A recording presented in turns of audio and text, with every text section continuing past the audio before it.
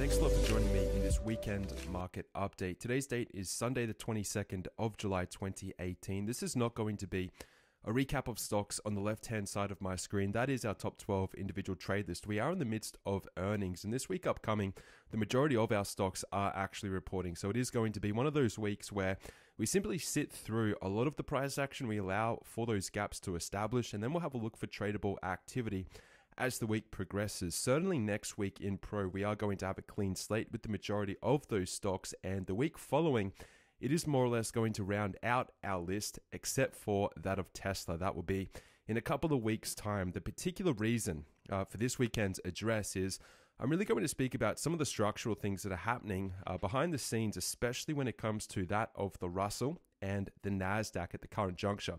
We are starting to see some interesting potential reversal signals that I want you to be made well aware of before we see any potential sort of negative reactions to some of these resistance areas that I do believe we are going to run on up and actually interact with as we progress into August. So I'm going to lay the foundations for this discussion over the next maybe 10 minutes or so. And I want you to know that I believe that this is truly important for the health of the market moving forward as we round out the second half of the calendar year 2018. And potentially it may open the doorway into some really fantastic sort of tradable long-term opportunities when it comes to the major directional movements with the other widely followed market indices. That, of course, being the S&P 500 and the Dow Jones Industrial Average. So to begin this conversation, let's have a look at the Russell 2000. The Russell 2000 is something that we've been somewhat paying closer attention to than what we generally do on a weekly basis. The reason for that is because recently we have been in that of an ascending triangle. You can see here on my screen, this is the sort of framework as to what we've been identifying and working with. It became interesting to us when we started to flinch above 1,594. This was to the upside, and also a secondary point of interest was 1,641. The real reason for that is because, one, we had a measurable range to project the breakout moving forward, and we had a really realistic target as well. And the target is what is most important when it comes to today's sort of market recap moving forward. That target is somewhere around 1,738. You may have to zoom in, or I may have to zoom in to really show you this, but our target on the Russell 2000 moving forward is 1,738. We are more or less closing as close to 1,700 as possible. If we do get a break above this little swing high here and this other swing high in the month of July, it does open the door, so to speak, on us up, running on the Russell, up to 1,738. Now, the reason for this is because if I begin to zoom out and show you this on the monthly chart, I know it becomes a little bit, I guess, harder to see with all of these sort of horizontal lines on my screen, especially during sort of or in between this framework up here. But what I want you to pay attention to is the bullish trend which established itself in the year 2003. Again, it's very important that you understand and recognize that trends themselves, and the trends, again, that we have been in the bullish trend, the macro sort of backdrop currently underway, is still in effect until it has given us definitive signals that it has reversed. And what I mean by that is essentially as long as price action, okay, remains above that of this trendline extension over here, which is more or less coming on up around that 1,500 range on the Russell 2000, we are still technically in that of a bullish advance. The problem, however, is what happens when we retest old trend lines as new resistance, because generally what happens is the bullish trend is very close to dying when we essentially come on back on up and hit, or at least tag, that old bullish trend line. We've seen this happen on the S&P 500 and also on the Dow Jones Industrial Average in the past, okay, from the 2000 sort of tech wreck and also into the 2007, 2008 market peak prior to the market sell-off. But again, the line in the sand is essentially this, or at least on the Russell 2000, what was that of the bullish primary trend. And again, just to confirm that to you, is this bullish trend line, which again, price action is still very comfortably above. Now, if you pay attention to this bullish trend line up here, this is the extension, okay, into the future when we began to break down from this level in the back end of 2007 into the early period of 2008. Okay, we essentially established the support, this little tradable activity, before inevitably the bottom fell out of the market. If we project this into the future, you can see what's happening is if you sort of focus on this red line, this angle of ascent just here, you can see most recently that price action, okay, along with, of course, this measured move from the actual triangle that I just referenced on the daily time frame. This is now the monthly time frame, is aligning very nicely with the back test of that old primary bullish trend line. Okay, so that's where we came to the target of 1,738 on the Russell 2000. Now, this is why it's important, because when we talk about market reversals and periods in time where we do believe that we are towards the back end, or at least that late period of that economic expansion,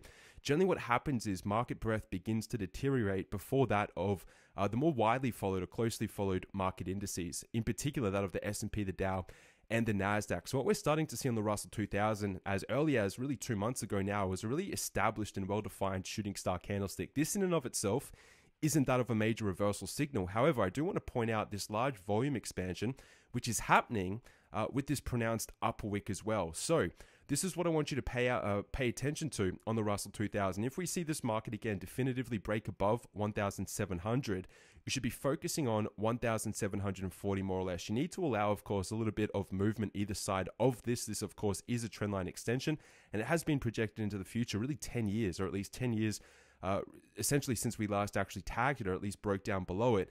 And if we begin to see candlesticks up here, it doesn't have to actually form on the monthly chart. It can begin to see, or at least establish itself with daily reversal candlesticks and also weekly candlestick reversals.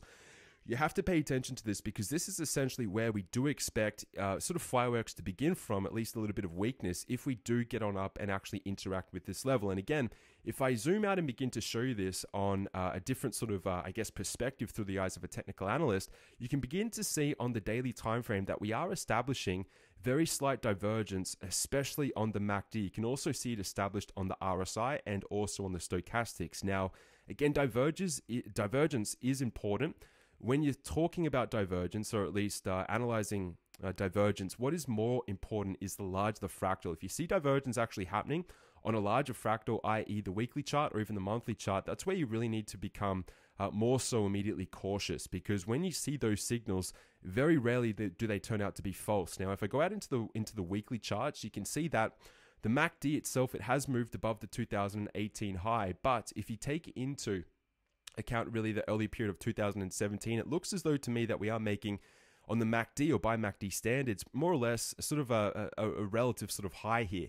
Now, this isn't the most important aspect of this analysis, but what I want you to take away is that on the weekly chart, we are exceptionally overbought. You can see this establishing on the RSI. In fact, what we do have is very short-term divergence on both the stochastics and the RSI. What we don't have is a sell signal on the MACD, nor am I suggesting that one actually has to show up.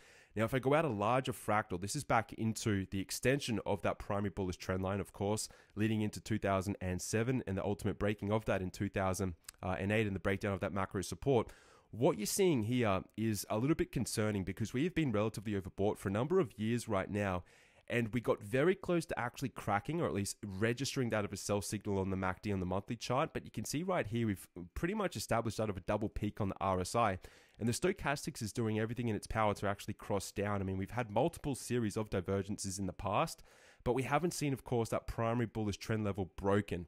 Now, this is where the analysis becomes a little bit delicate. We've got these warning signals, but we don't have any fireworks yet. Again, the place that you should be focusing on, all right, is 1,740 on the Russell. If you begin to see reversal candlesticks, and this probably isn't going to set up overnight, it is going to be a work in progress. Heck, we can sort of move sideways and just work with that trend line over a number of weeks, if not months. But if we begin to see elevation in volume and significant selling sessions that are accumulating around this resistance area, it is the first warning signal that may lead to a larger market retracement.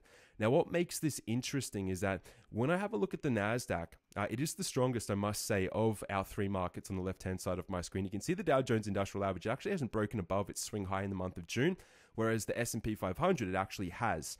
On the daily timeframes of these markets, these three markets at the moment, we are short-term overbought. It isn't that much of a concern, because I am still expecting these markets to continue more or less all the way up and close these open windows. I'm not shying away from that fact, and largely that has been, I guess, the general narrative since we've been really sort of platforming ourselves off from these lower areas of support at roughly 24,000 on the Dow Jones Industrial Average. It has been, by all means, a sort of a longer sort of period when it comes to an advance, or at least a grind higher. It has been largely frustrating at times, but I think this is sort of tying into a larger sort of pattern which is taking place in these equity markets. When I begin to show you these oscillators again on the NASDAQ. Pay attention to this. We've registered a new all-time high, so to speak, on the NASDAQ, but look at that defined sort of divergence setting up on the MACD. Look at the defined divergence on the RSI, and the stochastics is trying to register that of a sell signal. Now, again, in and of itself, it doesn't mean the market is set to reverse immediately. I'm not calling for that whatsoever, but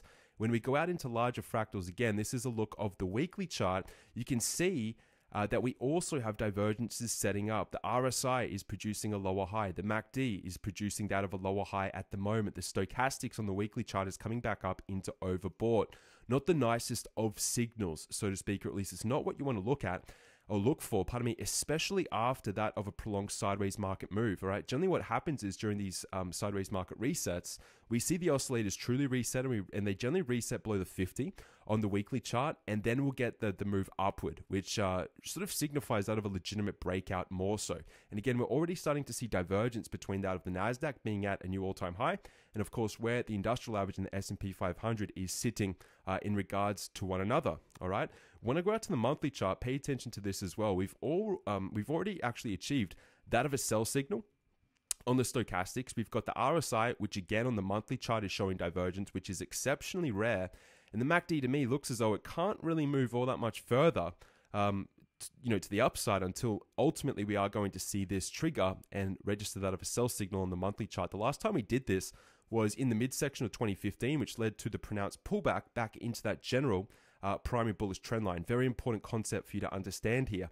Now, what this means is that if we do get the sell signal on the monthly chart, so to speak, on the NASDAQ, it opens the doorway, all right, for the market to actually retrace all the way back down to 6,000 points, with the actual NASDAQ still remaining in that of a bullish trend. I want you to understand that as well. So, at the moment, it's best to be delicate on these markets. I do think we are starting to register some rather concerning signals, but at the same time, short term on the molecular level, the minor level, the swing sort of trade that we look, it is still firmly to the upside, and we are still looking for the Dow Jones Industrial Average and the S&P 500 to close these gaps before we get carried away on any other major market movements. What essentially we're going to do is we're going to move into a very neutral standpoint once these markets come on back up and close these windows. Again, it has taken a little bit longer than what I would have liked to have seen, and believe me, I can't wait until we progress past, I guess, this constant narrative that we've had of just waiting for such a moment, so to speak, to actually occur. We've got some nice exposure when it comes to bullish trades on the SPYs, and there is potentially a little bit of arbitrage when it comes to the Dow Jones Industrial Average, depending on where the S&P is positioned when we get on up and close these gaps. But really, what I want you to take away from this video anyway is that we are starting to see some rather interesting signals, cautionary signals, and it may lead to something larger on the horizon. Again, we have to see the continuation of these signals to set up, and then of course we need to see price action really confirm some of these signals that we're starting to register. But it is important that you get this analysis. It is important that you that you hear me speak about it prior to it actually occurring. But I will remind you that we are going to set up trades, to potentially benefit from this when the time is right. Right now, it's not. We're still expecting this market to drift on up higher. But think about the Russell 2000. Again, generally what we see is a little bit of decay or weakness in the Russell 2000 prior to any sort of significant movements in the other equity indices. And for me, that critical target, or at least that critical level, just to really close this video, is 1,740. Okay. If you have any questions, you can always email me, success@pivotpoint-trading.com. You're more than welcome to do so. If not, I would encourage you to have a look into that pro analysis class. The class I recorded most recently was as at yesterday, being Saturday the 21st.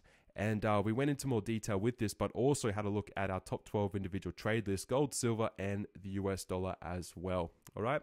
So on that note, everyone, enjoy the rest and the remainder of your weekend. I will be back with you during the week on this YouTube channel for some more market updates. I wish you all the best. It's James signing off on behalf of Pivot Point Trading. Farewell.